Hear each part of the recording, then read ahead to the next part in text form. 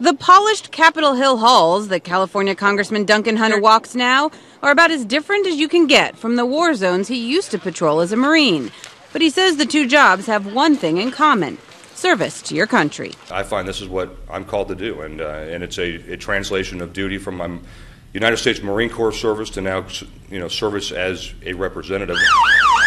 The day after the September 11th attacks, Hunter quit his business job and joined the Marines. He served 3 overseas combat tours, including one in Afghanistan. When he came home to San Diego, he ran for office and became the first Marine combat veteran of the wars in Iraq and Afghanistan elected to Congress, still driven to serve his country. Once you serve and once again see all the good things that this government can do and then see all the bad things that people want to do to American people, especially if you have a family or a wife or a husband, and you want to protect them. I mean, that's what you want to do once you see how bad the bad guys really are. And that's a logical transition.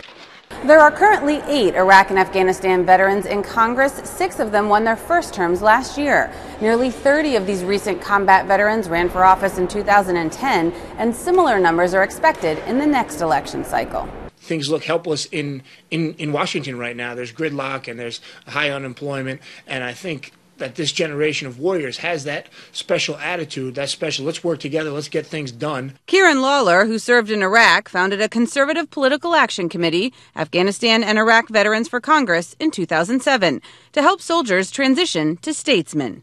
That includes candidates like Justin Bernier, a Navy Reserve intel officer, served in Afghanistan and is now running for Congress in Connecticut. Veterans know how to put their personal differences aside.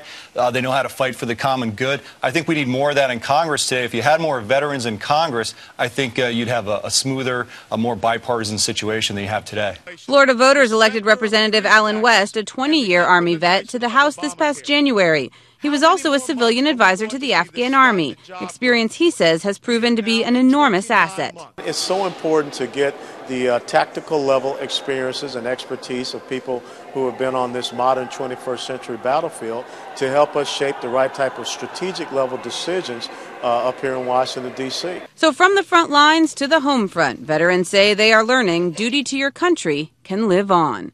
In Washington, Jennifer Davis, Fox News.